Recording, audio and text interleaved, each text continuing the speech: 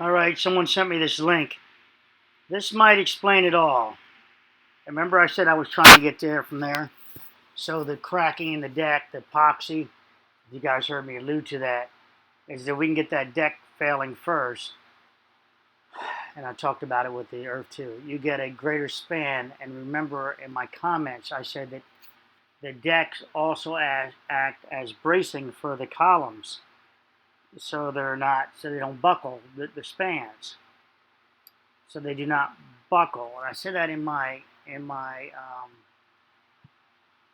that's the FIU guy. I said that in the comments over here under this part, under community. So you guys will hopefully.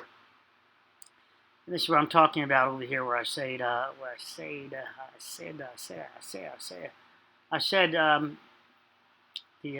process will require some filling in the blanks. The system building is right. Just right. Keep in mind the floor is just a floor. It may double as. So I meant to say, keep in mind the floor is not just a floor.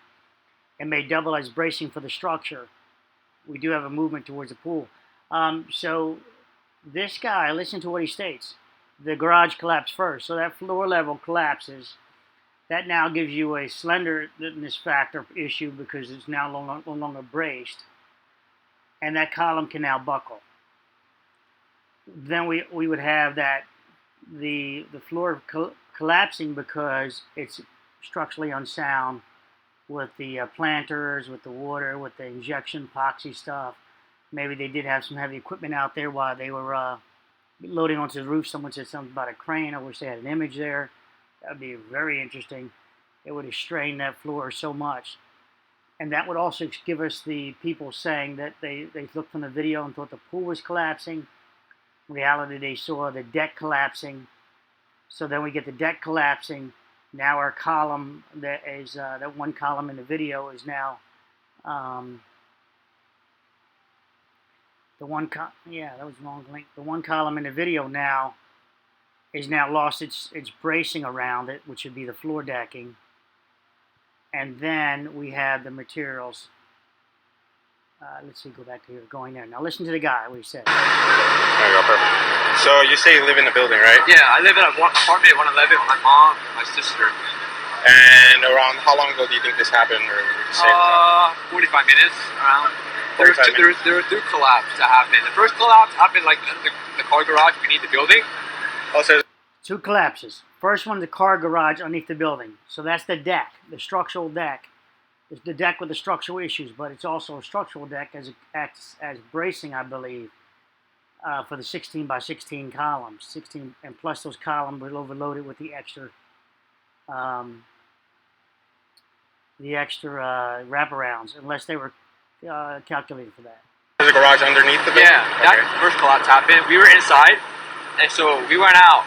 Then we heard some more shaking happening, and as soon as we heard that, we started running. Then all of a sudden, the back rushed the back of the building. All right, I'm done now. That's it. So we have it now. We have the floor failing because the structurally unsound. You saw the epoxy injections. That was 2018. So we get the floor failing. Now we get this column. We don't need the column settling down. We don't need the earth settling down, the whole deck magically settling down, and then this one column settles more. We don't need that anymore. And we don't need, well, we could still have some more deterioration, depending on where that pump is. That could still go down that rabbit hole if you want. If it's close to that column, the one that's, I think it's M10, or it might be L10. So then we get the floor collapsing. Now our slenderness factor is different for that column now. That column, this column. So page 34 maybe. Takes a while to load up. Give it a second to go to 34. 34 might be 34 or 39. Give it a second. Maybe I'll try. Okay, here we go. So no. Let me slip up a little bit. I don't mean let me slip up, but let me slip upwards in the page.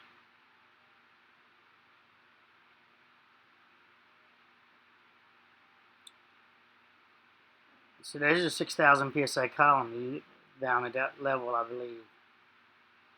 Also, the floor collapsing could have pulled that one column, could have caused that one column to be crippled, which would reduce its load capacity, which would allow it to buckle and start this progressive failure. So we can get the deck failing first, which helps out with the witnesses, and then we can get the rest of the collapse happening. 29, 28. I think maybe it's 29 then. Hold on. Yeah, come on. Right, so looking at this, I think it's 1, 2, 3, and then this one. So I'm back to that M again. I think it's M, it could be L, but I like this M10, and it's a 16 by 16 column. So then once this deck fails around, where's the pool? You don't have the pool in relationship to it. So it could be this one, but I doubt it because the video looks like it's the third one. It looks like 1, 2, 3, and then this is the one that drops down right there. Yeah. So I'm sort of sticking my grounds a little bit with 1, 2, 3, and then this one. So then we get the deck failing around this, and I could be wrong. It could be this one, but I think it's this one per the input of video. We get the deck failing. Now we got a slenderness factor. Also could have been crippled by the deck failing. Could have pulled it out, even though it punch sheared around the other ones. Maybe it didn't punch shear around this one. Maybe it rocked that column enough to cause it to drop down, and then we get the top floors collapsing first. Remember, I try to explain everything because they're only 3,000 psi. So when the building takes that rack, that earthquake feeling, if you will, that rack, the top floors the columns are at the top floors 3,000 psi, and then it transitions to 4,000, and then to 5,000. Is it 654? Let me scroll down for you. That's the beam. 654. Okay, yeah, here we go. So, right, 654. So your top floors are 4,000 psi plus that extra load on that M. Although M, interesting M. I think I did the video on this. I don't know if I loaded it or we talked about it. At the 5th floor, they changed it to 5,000 all the way up. So up to the roof. There was no reduction all the way up to there. I don't know what they did here. At the penthouse, I think it's the penthouse is above it now. So that's actually 5,000. My M, the one I have in question. Oh, that's right. We talked about this because it actually has a grade of height also. Existing grade of height. M is my most suspicious character because of the grade of height. Interesting. 1, 2, 3. This one has 2. But the floor it didn't lose its floor perhaps around here is where it lost the floor. There's the parking garage, and here is, these are columns. Right. These are columns. I'm getting confused with, lobby floor, basement. Second floor. All right, so let me just go with that. So it loses the floor at the second floor level right here from the basement. Because I think the second floor puts us at ground 1, floor 1. Even though it says lobby. Right, basement. Who cares? I mean, I don't care right now because I just want to get you the data. So it loses its plane. It shakes. It drops down, or it shakes the building. People get the earthquake feeling. That's the top floors at 4,000 psi taking their moment, taking their movement down. They run into the 8th floor, which is a little bit slower, reduces the speed because now it's running in 5,000 psi concrete. Not enough to stop it, but enough to get that jolt in the video where we look at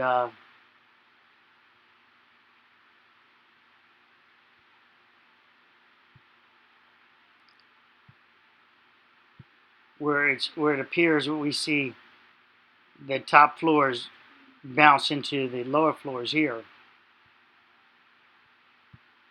right there. Like this column is still existing out to that height there, and that height is roughly where the transition is happening at the higher psi, and then it still pancakes. So I think we have what we need. I probably am not going to improve on this too much, but I think simply the floor gave in per the witness, the best witness so far. It allows everybody's story to work, the phone calls to work. It allows his story to work.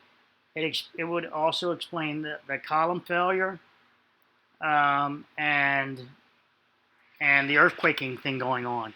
So I'm loading up this video. Oh, okay, you guys got to come over here if you want to find his content and listen to his rest of it, but that's about it. The guy did ask him how much time went by, but he didn't. He missed that question. So I'm ending the video, so that's about it. Bye. Sorry for the anticlimax.